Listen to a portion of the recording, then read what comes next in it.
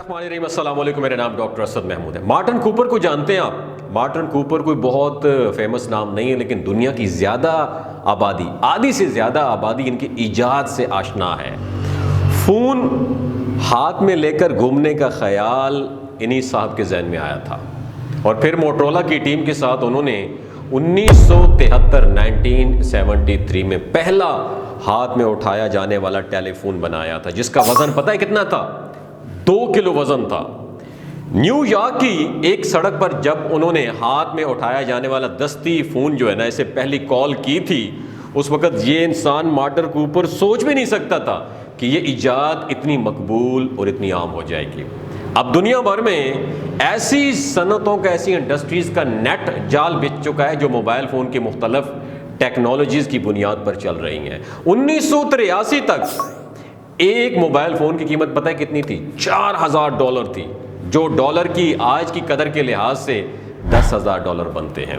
Martin Cooper نے کہا کہ ان کی ٹیم کو جو سب سے بڑا مسئلہ درپیش تھا وہ ہزاروں کی تعداد میں آلات کے حجم کو کم سے کم کرنا تھا، یعنی اس کو 2 کلو سے چھوٹا کرنا تھا۔ انہوں نے کہا کہ صنعتی ڈیزائن بنانے والوں نے یہ کام کر کے دکھایا، اور جب تک وہ ایسا کرنے میں کامیاب ہوئے، ان کے پاس صرف بچے کتنے تھے؟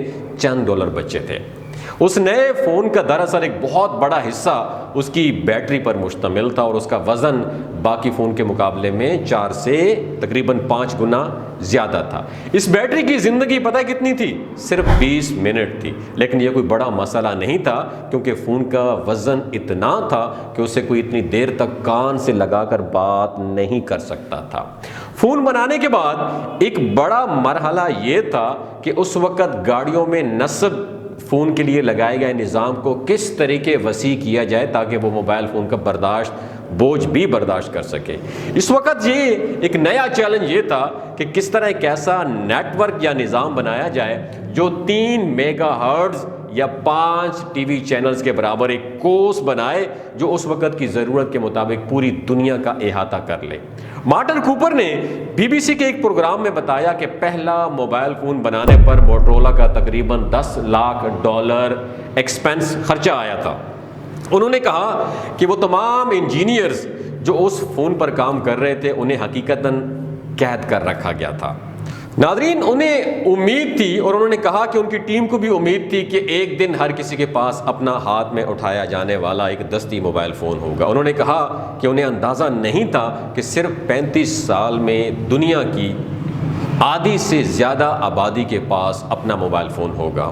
مارٹن کوپر نے یہ انٹرویو BBC کو 24 اپریل 2010 کو دیا تھا۔ ابتدا میں ہاتھ میں اٹھایا جانے والا موبائل فون، دستی فون کو بنانے کا مقصد ڈاکٹرز اور ہاسپٹل کے عملے کی باہمی رابطے کو بہتر بنانا تھا۔ انہیں امید تھی کہ اس ایجاد سے لوگوں میں تحفظ اور آزادی کا احساس ضرور پیدا ہوگا، لیکن 4 دہائیاں قبل انہیں اس کے سماجی اثرات کا مکمل طور پر ادراک نہیں تھا۔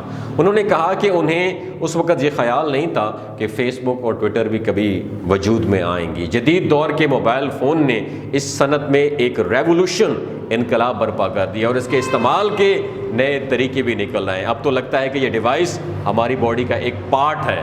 جہاں بے شمار فائدے ہیں اس کے، وہاں پہ اس میں سماجی اور اس کے منفی نقصانات بھی ہیں۔ اس طرح پوری دنیا میں مجموعی طور پر سمارٹ اور فیچر فون رکھنے والوں کی تعداد 7.26 بلین ہے، جو دنیا کی آبادی کا 91.62% بنتی ہے۔ 2020 تک پاکستان میں موبائل سبسکرپشنز کی تعداد 175.62 ملین تھی۔ دوستو، یہ انفارمیشن آپ کو کیسی لگی؟ دوسروں کے ساتھ ضرور شیئر کیجئے۔ بہت شکریہ۔